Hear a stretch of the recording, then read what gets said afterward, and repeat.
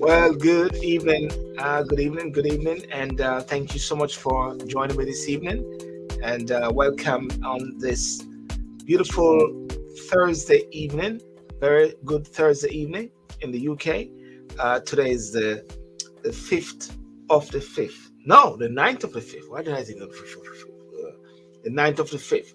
Um, well, I want to thank you so much for joining tonight. Thank you for those on Instagram, those on YouTube, those on Facebook, and those on TikTok. TikTok, which is the overflow. I want to thank you so much for joining.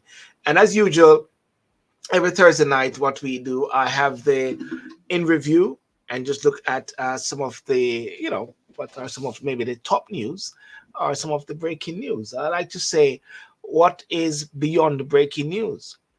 Beyond the breaking news instead of just saying the breaking news, because sometimes everyone is wanting to get that key news out there, but sometimes what is the story beyond those breaking news as well?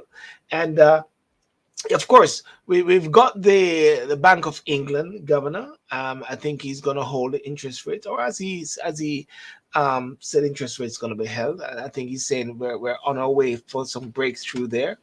Uh, the very interesting thing which is happening in Israel, whereby Benjamin Netanyahu says, "Listen, I think what Benjamin Netanyahu says over my dead body." He said, if we have to stand alone, we will stand alone. If we have to stand alone, we will stand alone." And Biden says to halt some supplies if Israel invades Rafah. And of course, we had the major elections in the UK. I think Thursday night when we were on the show last Thursday night, it was heading towards 10 o'clock. But Saturday, we have seen the results, and you can see the massive, what should I say, the wave which went against the Conservative Party. We see Sadiq Khan has been returned as the mayor of London. We've seen Andy Street being removed as Birmingham. I think Gary voted him out. I don't know what Gary had to do with Andy Street down there in Birmingham. And, and then you got people defecting. Of course, Mrs. Sweeney has become the Scottish secretary after the resignation of the previous one. So there's a lot of things which are happening. And also, I don't think I'm going to talk about this much, but in Jamaica, there's about 218 or so Indians who actually went to Jamaica on a plane, and apparently a couple of them weren't having their papers correct. And there's a big big aha there. But hey, let's go for it, Gary, how are you doing, man? What's going on down there in Birmingham? Let me first say hi to everyone and hi to you, Sil. I couldn't make it last week because something had turned up and I couldn't leave it. But it's great to be with you guys again. Yes. I must say it's an honor, and I think Herbert is actually driving somewhere. Herbert, Yes, I am. How are you, Gary? I'm good, Herbert, man. How are you? I'm all right. he's in the doghouse. Well, I can't. If he's in the doghouse, I can't go on that roof there to take off the anything.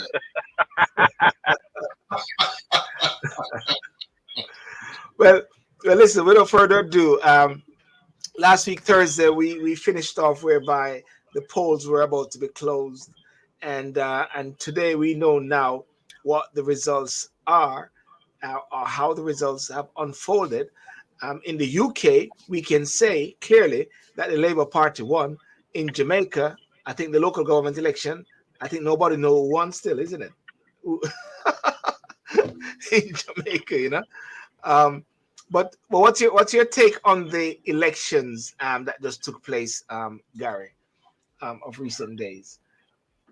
What do you think the people are actually saying?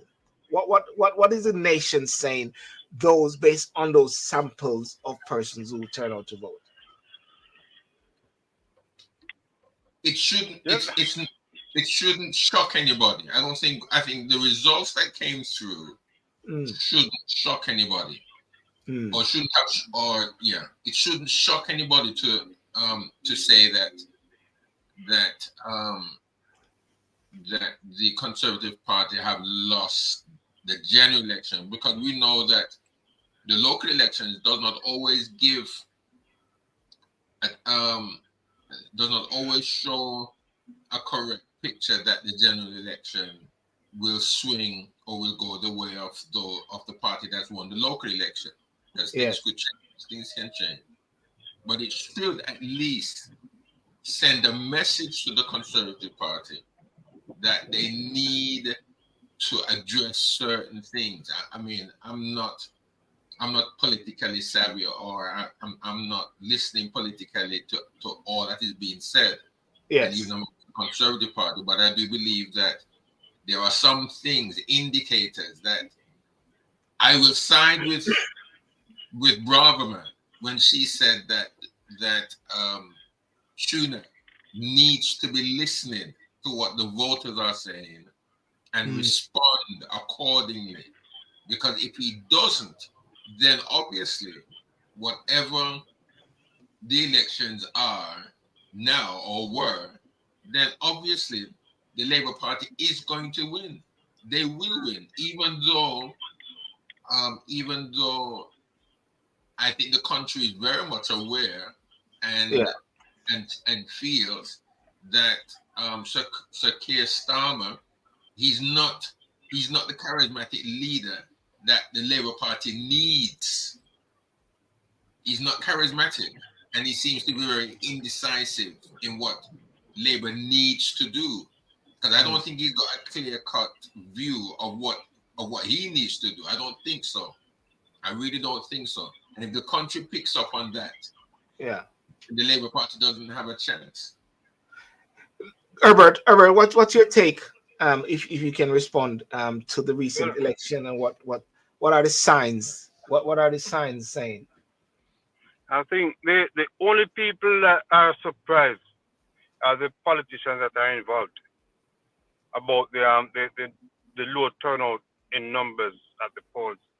And it goes to show right across the world that people are losing interest in today's politics.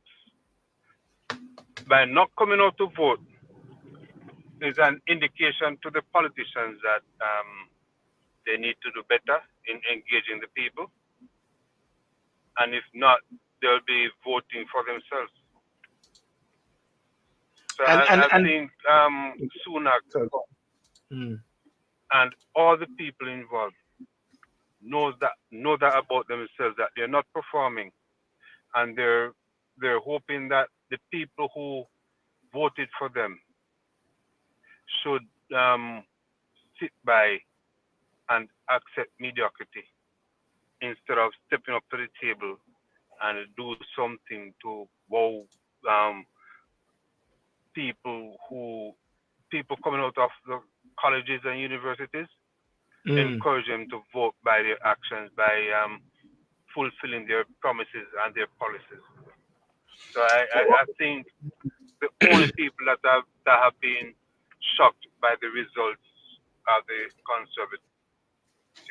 The Labour, I think, knew it was going to happen. It was only a matter of time, because the Conservatives keep kicking the can down the road. Yeah. What do you say about it will fall into a puddle of water? What do you say about what Gary says about the charismatic, the lack of charisma for Mr. Keir Starmer? That could be a detrimental factor there for them. I cannot see a charismatic leader in the world right now. Charisma is out the door when it comes to today's politicians. So it's choosing the lesser of two evils. Going to the closet and take out the cleanest dirty shirt. That's what it comes down to. So are we saying then, Gary, and ladies and gentlemen out there on the different airspace on Instagram, YouTube, Facebook, and TikTok, are there any charismatic leaders out there in the world today? And is it charismatic, or is it charismata can make a difference in the sense of how the world is going now, and with these elections which are showing poor turnout. I mean, it would be it would be crazy, and it would go blimey if the next election, the general election, the turnout resembles this, just like in Jamaica. If the general election, which is due in 2025 in Jamaica, the turnout reflect what was the last local government election. I don't know about the states because they're on a different trajectory there, you know. Yeah, I mean, yeah. Just before Herbert comes in, I think that the last leader that the Labour Party ever had, and he did, even though I didn't, to tell you the truth, I didn't trust him. I didn't have anything against him because obviously he was an unknown quantity as far as politics was concerned. Mm-hmm. But what is quite evident, and it's a fact, and it's in history, that Tony Blair, he led the Labour Party, and he made inroads that no other Labour leader has ever been able to make since he left. And where the Labour Party went wrong, and they've got to own up to it. I haven't heard anybody say anything about it, but I think the whole country knows that the Labour Party missed the opportunity. And as somebody said about the greatest Israeli politician that Israel ever had, was that the Palestinians always missed an opportunity when they had an opportunity. And the opportunity that the Labour Party had to select David Miliband as their leader, they missed that. That was the biggest opportunity for them, because if he went in, then I believe he would have. I believe he's the Labour Party, or he is the Prime Minister that England never had. But however, that will never. You know, I can always say that. But yes, but there isn't charisma, leadership. People need to buy into the individual. Where politics is concerned, people need to buy into an individual. Yes. For leadership for people to lead. And the reason why people are not happy with Richie is because they never voted for him. Mm. And you're right in a sense, even though, and we all understand the dynamics of voting in the UK for a prime minister, it is if you are actually in the constituency of Rishi Sunak. But then at the same time, the breadth of the leader at that time when you go to the polls would inspire people to vote either Conservative or Labour, because as you can see, the recent election, the tide has been going against the Conservative, and that is why Rishi would come out and say, up and down the breadth of the country, you had good councillors, you got good mayors who actually lost their jobs based on a particular tide which has been going. And I believe that is why even Sadiq Khan came through again based on a particular tide which was flowing against the Conservative as well. Yeah, Herbert. People lost their jobs because they failed to perform. Politics is not about having a safe seat. Politics is just like any other job. You fail to perform, your bosses will fire you. Plain and simple. And in today's world, the voting population are the bosses of the councillors and the MPs. So if they fail to deliver for their constituents, yes, they're going to find themselves out of that seat and hoping to get back onto the employment line to feel what it was like, something that they didn't do what they promised to do. So promises made are promises not kept. Yeah, you're going to lose your job.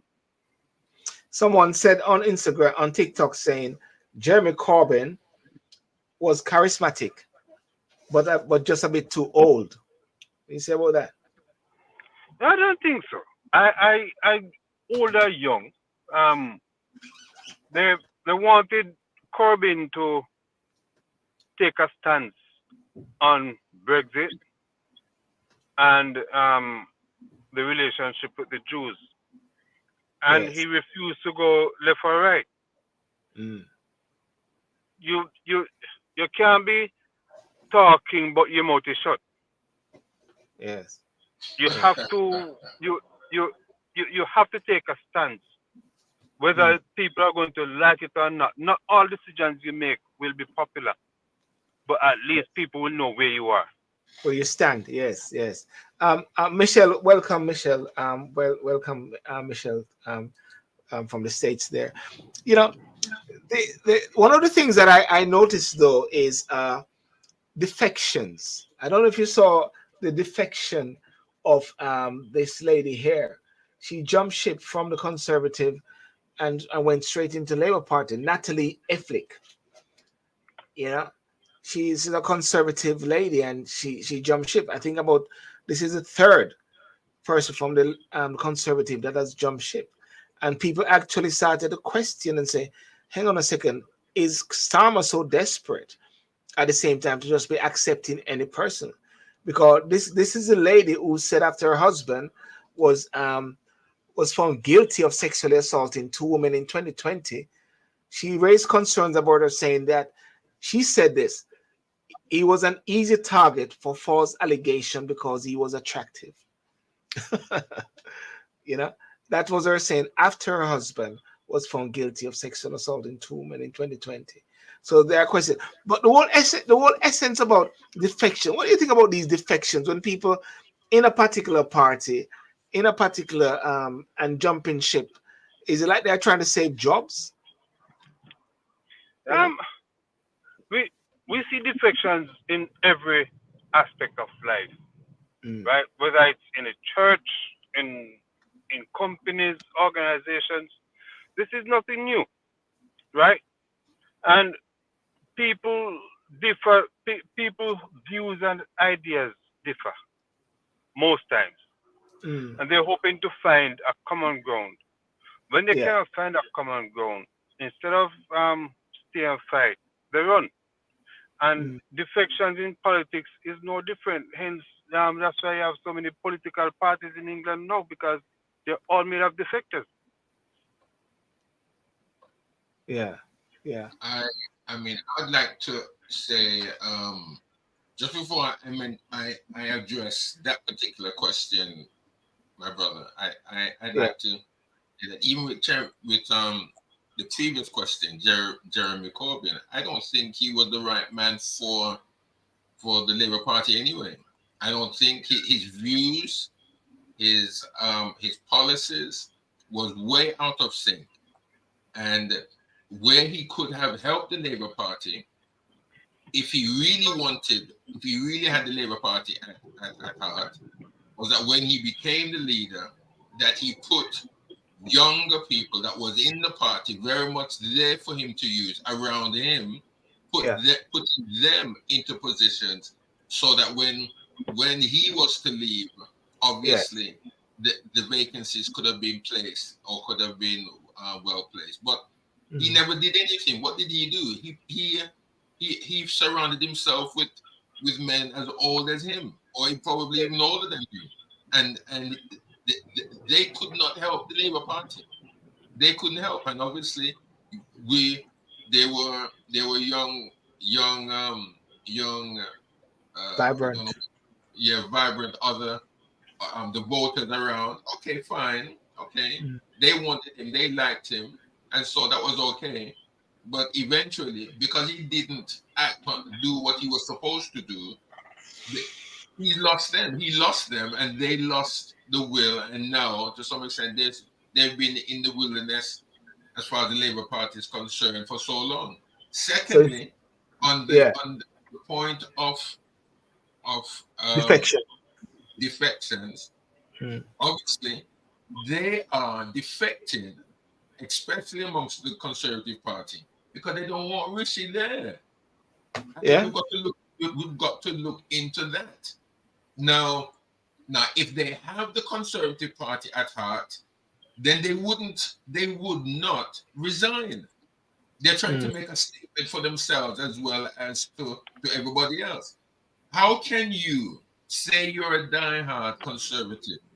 Yes. How can one say that they will do anything that they want a conservative government to continue or to be the next government? But then you're just backstabbing and putting a death nail into the party that at such a time as this, when you know that it could the general election could be had in the next 2 to 3 months or even 4 months. How how could anybody think like that still? It's ludicrous. So they don't have the Labour Party at heart. Never did. They're just thinking about themselves. They don't have the conservative. They don't have the Conservative Party at heart. No, they don't. They're thinking about themselves, and they're thinking of where they are going to reach. Because obviously, a lot of these guys, when they leave the party or leave politics, what do some of them go and do? They go and get lucrative jobs. Yes, and give these speeches and all those sort of things. They get paid tons of money an hour for doing something. Then they'll always come back and say, well, they're conservative at heart, and they wish the Conservative well, when they didn't. They don't. You stay the course. Stay the course. Be the man or the woman that you think what you say you are, and fight for the constituency and for the country in which you have promised to defend and to help. So really and truly, what you're saying is that at this time, in light of this whole results and the elections, those on the Conservative side need to just close ranks and rally behind Rishi Sunak at the same time, or ask him to go. But anybody who asks him to go at this time, that will might as well just give the keys over to Keir Starmer if they go for an election for leadership. Before we move on, go on there, Bertie. If they do, the can will be kicked further down the road because they're going to elect another leader. And that leader is going to postpone election for another 2 years. Well, he couldn't anyhow still constitutionally unless the parties because they got a fixed term election thing now in the UK. The only reason that was changed was because of the COVID bit and the Brexit when Boris did that thing there. I think if I'm not mistaken, yeah. So constitutional election is due by November of this year, and then more than likely have a new government. Yeah. I want to move on quickly into. I know we keep talking about it regular, but I'm going to touch on it about that with Israel. The UN says 80,000 have fled Gaza City as Israeli strikes intensify. And one of the things that Mr. Netanyahu says, he said, I'm not going to say it's over my dead body, but in a way, that's what he's actually saying. If we have to stand alone, we will stand alone. If we have to stand alone, we will stand alone. When you see what is happening around Gaza and in the Middle East, and we know what we say about Israel, and I put this out there to everyone, isn't it like a reflection of ourselves when it comes on to Rwanda, Utsi and Tutsi, and Yugoslavia, where the world is watching as disasters unfolding before them? Yeah, I would say that.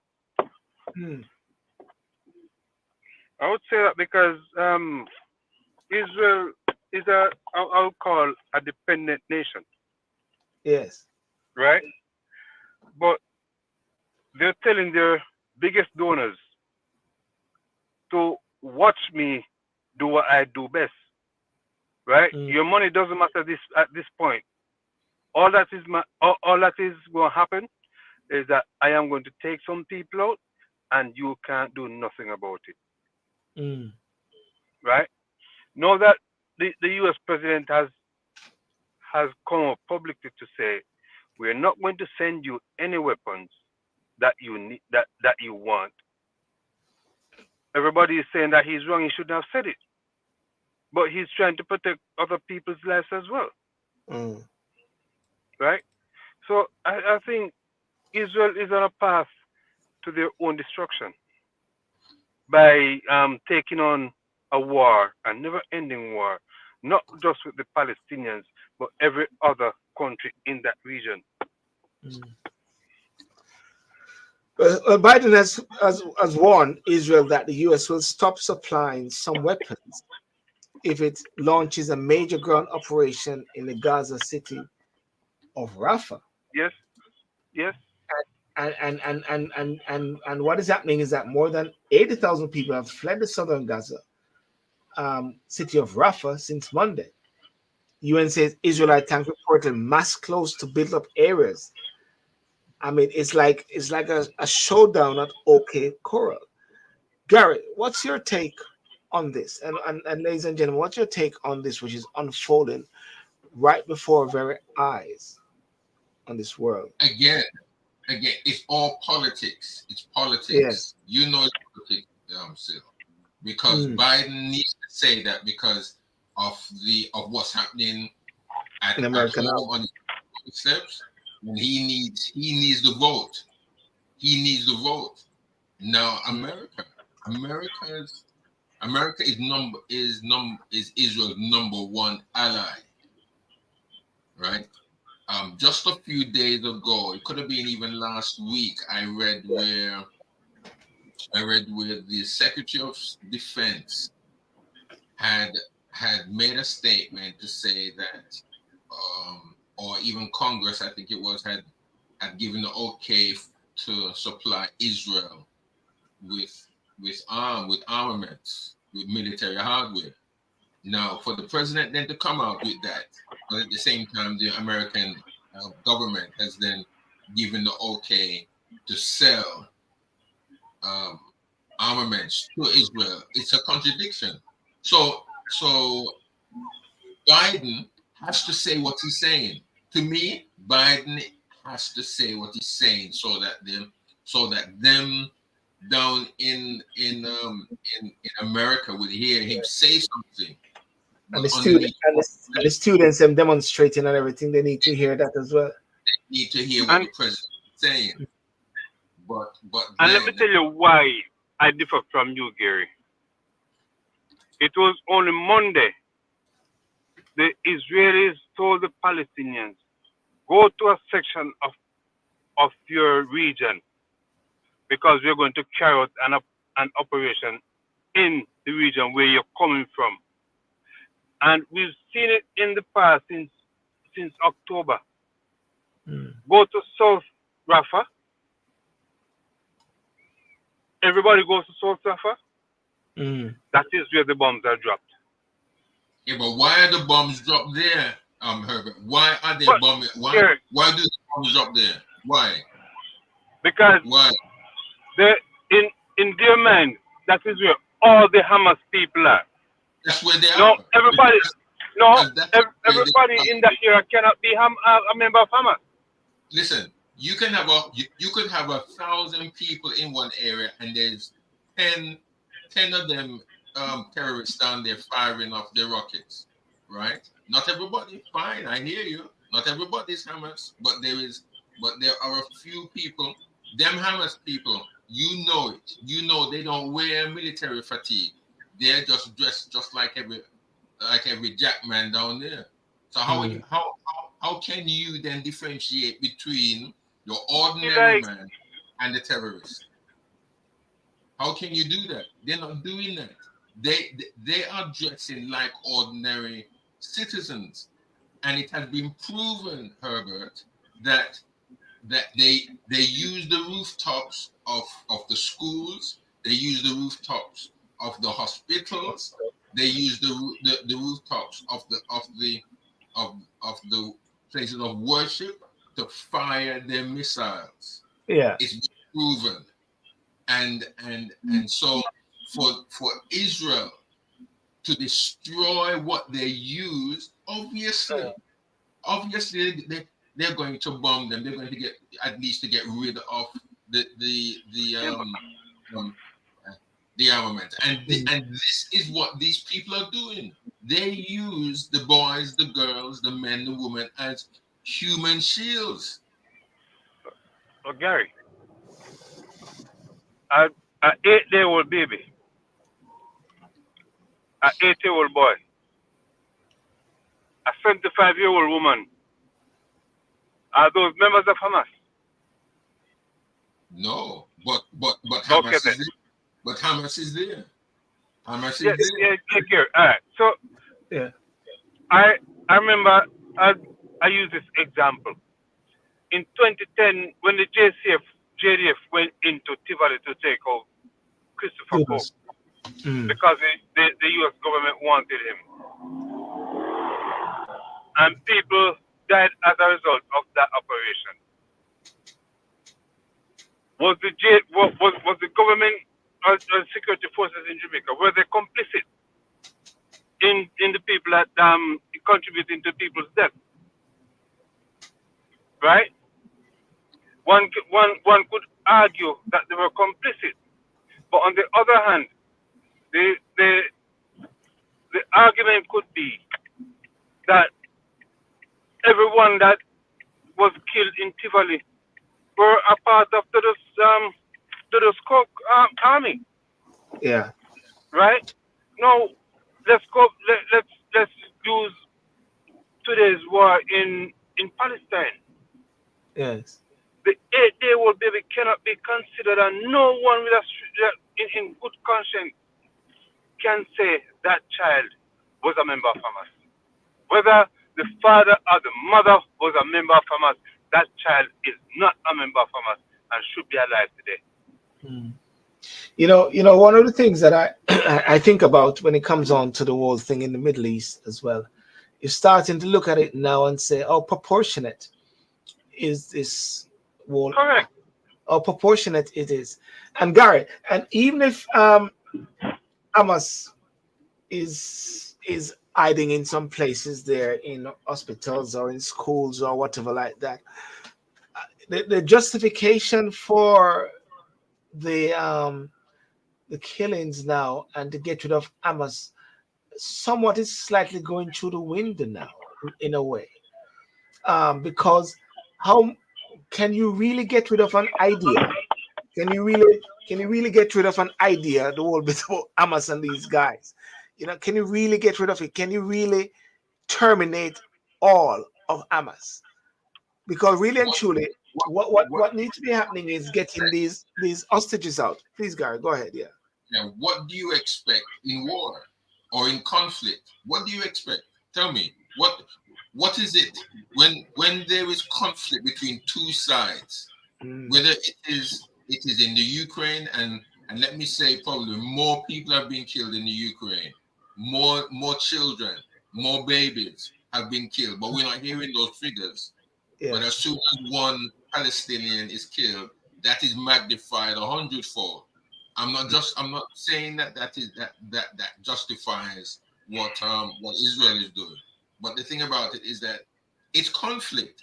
And in conflict, whether we like it or not, whether we agree with the conflict or not, yes, people lose their lives. Lives are lost. My life could be lost. If there's conflict here in the UK, I may die a death. No, and I'm not, it's not what's the word? I may not be involved in carrying a gun. I may not be involved in planting a bomb.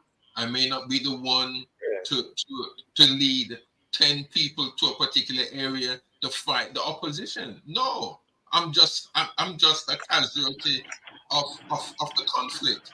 So does that mean again that I am fighting for my freedom when I haven't even picked up a bomb or picked up a gun or picked up a knife to stab anybody? No, it's a fact of war. It's a fact of conflict.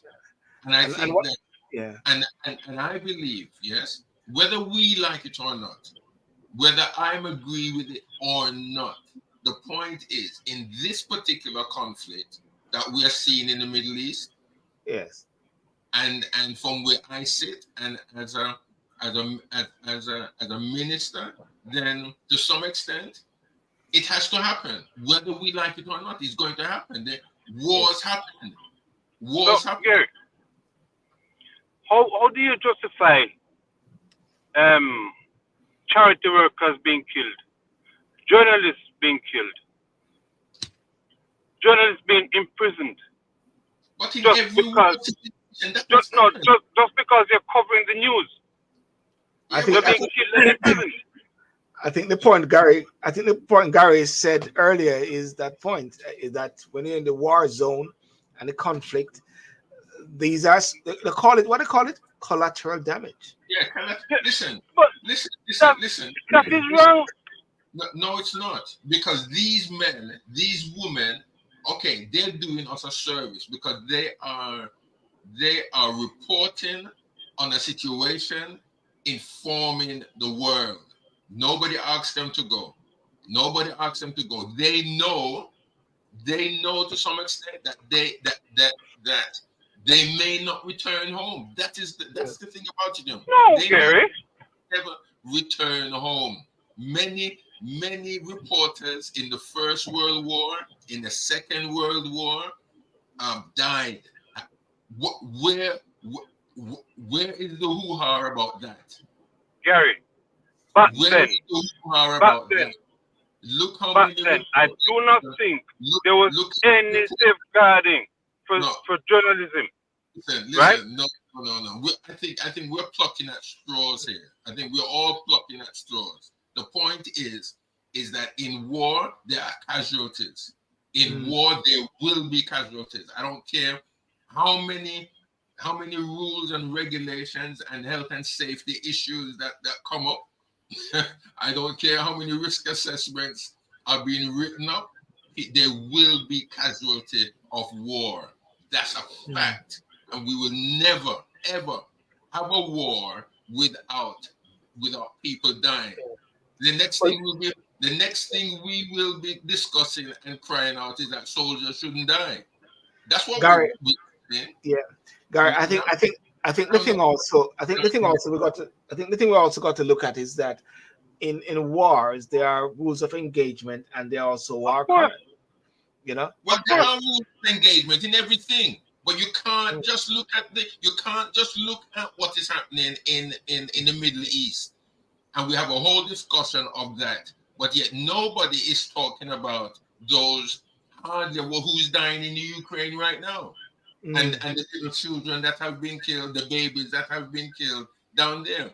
If we want to discuss the 8-year-old and the 8-month-old that has died in Rafah or wherever, we need to take the same exact time, the same amount of time, and discuss the energy. The same exactly what's happening in the It has Ukraine. been done, Gary. It's been done. It has not happened. Right? It has not happened because we're not because this discussion right now, Herbert. This discussion right now is a continuation of all the other discussions we've had about what's happening down in the Middle East. We've hardly said anything about Ukraine. We've hardly said anything about what's happening in Sudan, and there are people down there dying. And also what is happening in Congo as well, and also what's happening in all these different areas as well, and even down in Myanmar or wherever it is, and even in Pakistan and on the borders of Afghanistan. We're not talking about what's happening with them Mujahideens, I believe, or Taliban up in Afghanistan. We're not talking about that, Herbert. But we find all the energy we have in the killing of the 1 and the 2 12-month-old babies. Yes, we should. But with the same energy that we're talking about this, let's talk about what's happening in Afghanistan. Let's talk about what's happening down in Congo and in Sudan, because I believe just as many babies are being killed there. just as many children are being killed there, Herbert. But we are fussing about and discussing about what is happening in the Middle East. Why? I hear what you're saying, Gary, and it's very clear that there need to be a shift in the whole world, the leadership in the world. I keep saying this all the while, and I just drop it in sometime. You know, maybe a Trump will make some sort of difference in this whole thing, because we're not seeing anything on the horizon. Benjamin Netanyahu is there. France is there. They're not saying anything. Different countries. America is asleep in a way. Nobody's actually saying anything. The Middle East, you know, Russia is there. China is there. China is all over. You know, nobody's really actually pressing any key buttons. And when I say buttons, not nuclear weapons, but buttons to try to send some sort of signal of peace. The UN is like a lame duck as well. At the same time, the EU is like also a lame duck as well. You see what I'm trying to say? Sylbourne, yeah. As far as I can see, right? If the same amount of missiles that were fired at Israel was fired at the UK or was fired at the US, we wouldn't be having this discussion. We would not be having a discussion like this, because we and the citizens of these two respective countries would be demanding that their government respond. And it doesn't really matter who they kill or where the bombs go. Because obviously, if the US responded under that barrage, yes, children would be killed. Children, babies would be killed. Even though even though these countries have guided, you know, technologies and all that. Listen, them things don't always work. They don't always work. They misfire, and there is collateral damage. So us here discussing what the Israelis are doing and such, we are not looking at what Hamas is doing, because they're fighting just as dirty, and we haven't even concentrated, all right, on what they did in the first place. Because if they didn't go across to kill the 1,200 people or the 1,400 people, right, on 7th of October, Israel would not be doing what they're doing now. But who started it? But we don't defend it. We're not defending Israel. We're blasting Israel. That's what we're doing. Gary. We're giving all the ammunition to Hamas. That's what let's put this into context, right? The Israeli intelligence community failed the Israelis. But we can't because say they that. knew. No, we can't say that. Yes, I can say it. No. I can say it because it has been proven. He's saying that. He's saying that, Gary. He's saying it. It has been proven. Right? By what? By who? Who said it? The head of the Israeli intelligence 3 weeks ago resigned his position because he said he feared the Israeli people by not acting on the intelligence that he received a year before the attack. He said it. That's one man. That's one man. And he's the head of the intelligence community in Israel. They need to have their own inquiry, and that's what the Prime Minister said is going to happen. Under Benjamin Netanyahu, that inquiry will not happen. It will not happen. It's just blowing hot smoke. It's not going to happen. Well, if I can recap on this final bit here now, is that efforts continue to reach a ceasefire alongside the release of Israeli hostages and Palestinian prisoners in Cairo. A delegation from Israel and Hamas have resumed negotiations through mediators. A U.S. official said that talks with Israel were ongoing and have not fully addressed our concerns. And the U.S. had been reviewing its weapon transfers to Israel since April. Israel launched a campaign to destroy Hamas in response to the group attack of southern Israel on 7th of October, in which about 1,200 people were killed. 252 others were taken hostage. More than 34,780 people have been killed in Gaza since then, according to the territory Hamas-run health ministry. A deal agreed in November saw Hamas release 105 hostages in return for a week-long ceasefire and some 240 Palestinian prisoners in Israel jails last. Israel said 128 hostages are unaccounted for, 36 of whom are presumed dead. You know, that's the recap in what's going on in Israel. I hope and I pray and trust that there can be some peace in the East. But as Gary says, when you open your Bible and you read, you realize, hang on a second, this is what is unfolding before us, isn't it, Gary?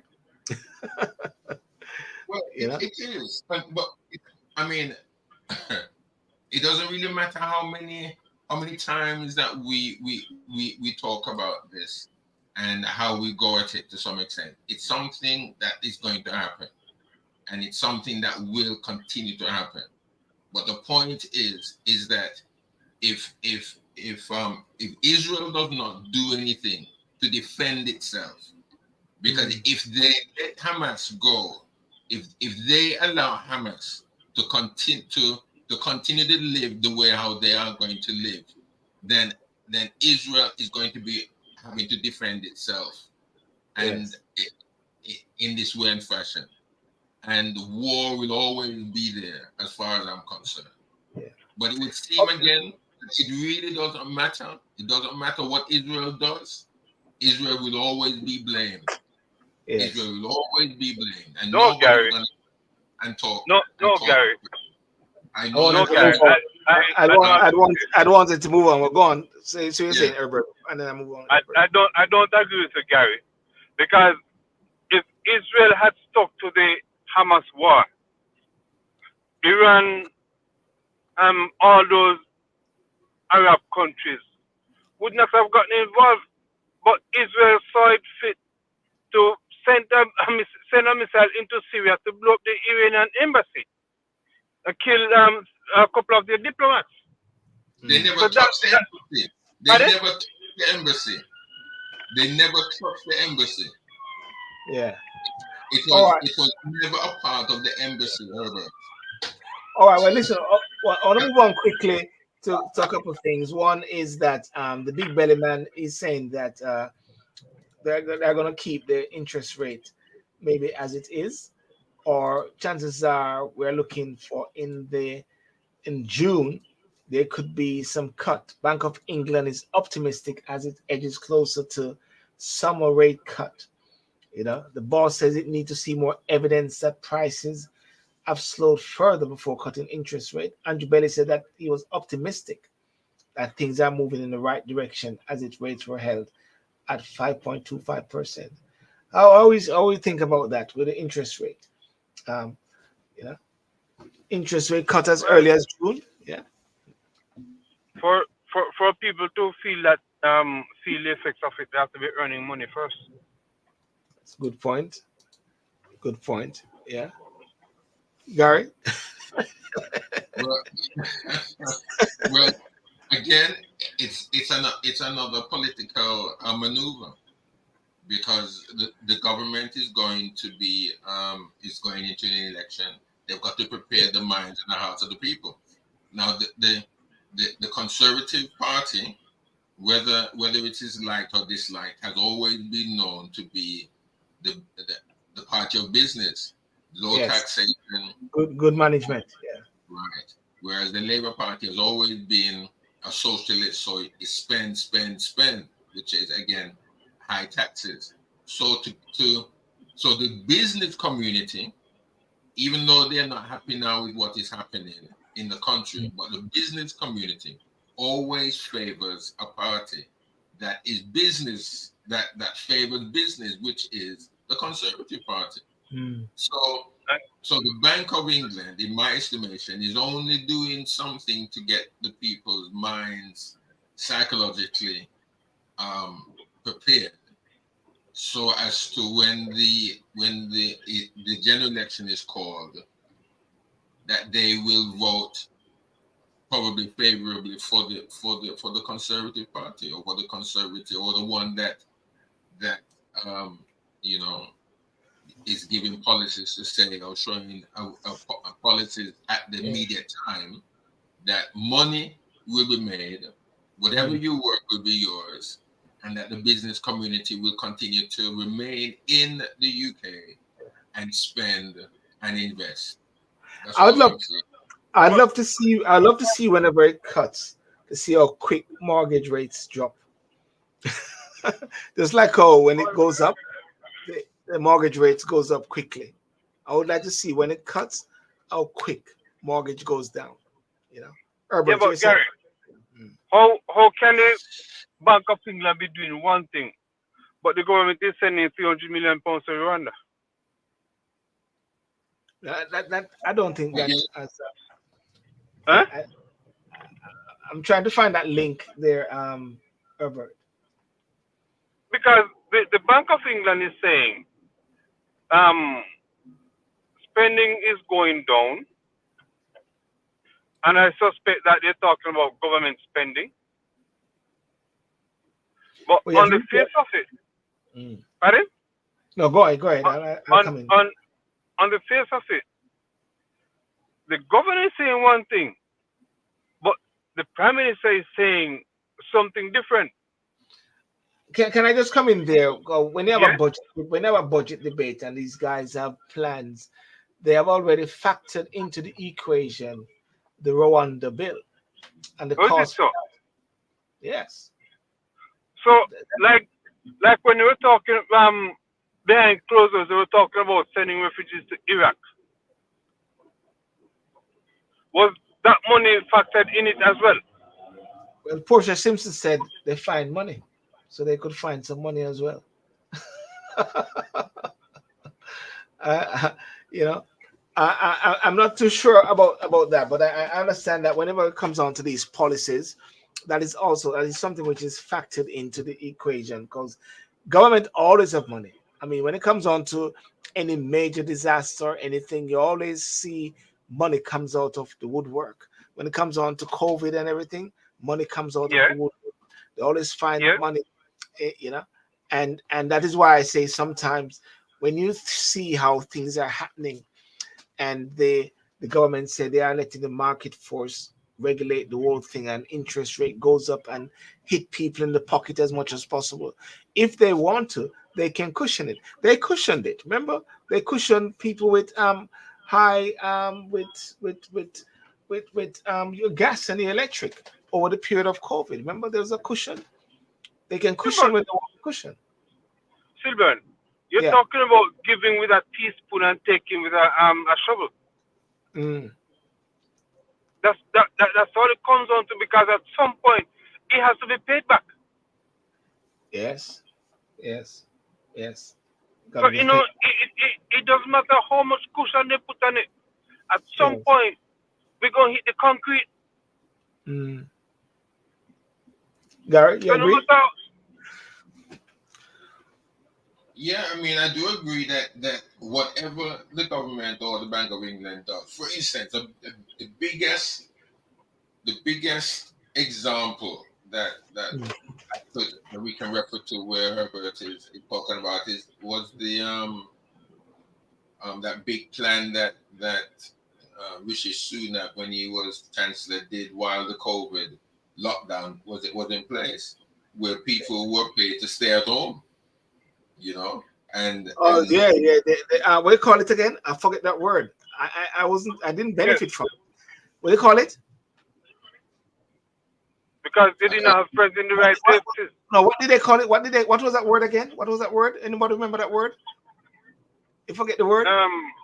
I've forgotten the screen that they had. But you see, I did not benefit from it. I worked right through COVID. Matt Hancock benefited from it. I'm sorry? Matt Hancock, outside brother-in-law, benefited from it. Yes. Well, there were people who stayed home I mean, and continued. They worked as far as they were concerned. They were working, but they worked from home. But they never lifted a finger.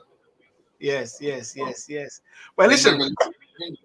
Well, listen. One thing though. Tomorrow, the whole diaspora thing. There's going to be a major demonstration in the States, in New York. I think this says. Forget where it says it's going to be. For the diaspora, the group in the States are going to have some demonstration speaking about Jamaica and the mismanagement and everything like that. So that's going to be happening there in the States. The other thing also is that there was a plane with about 200 and excess amount of people, some Indians who came to Jamaica, and there was a big palaver about the whole thing. I don't know the full story yet, to be honest with you, but something just really doesn't smell right. There were 250 Indians and 2 Azerbaijanis on that flight. Why were they going to Jamaica? Why were they going to Jamaica? It was rumored that it was a chartered flight, right? And what the so-called owner of the charter company is saying that they had passengers in Cuba. So the plan was to drop these people off in Jamaica, go to Cuba, pick up those people, take them back to where they're from, bring another set to wherever, then come back to Jamaica and pick them up. Because these people, it is said, were booked into a hotel not paid for by the government. That means they must have paid. Not paid for by the government. Right. So that means they must have had prior arrangement. Right? However, the civil aviation in Jamaica at some point knew about the flight, but no one, and this is my opinion, no one was brave enough to say yes, we give them permission to land. Because a flight cannot land in your country without getting authorization. Yes. But why were they going to Jamaica? Nobody knows. That's a $1 million question, Gary. Nobody knows. That's $1 million question. Even though they say they get permission and they're not going to stay in the country, but the big question is, why were these men going to Jamaica? Why Jamaica? Nobody knows. Why Jamaica? I think I got to do a show this week. I think I'm going to do a show this Saturday night called "Why is everybody going to Jamaica?" What is it in Jamaica? Everybody's going to Jamaica. Because for one thing, the Indians don't smoke weed, and they drink rum, but they don't smoke weed. Yeah. And wherever they're coming from, rum is there. Unless they're trying to find quality rum. Right? It's But it is the worst kept. It's the best kept secret that nobody knew why they were in Jamaica. Yeah. Somebody said it's very interesting and not known right now. They weren't coming on vacation. The big question is, why were they there? And that's going to be the $1 million question. I mean, lots of people are saying lots of things, and a lot of people are jumping on it. But as I said, I'm just watching the space. I just want to know that one question: why did all of these guys go to Jamaica?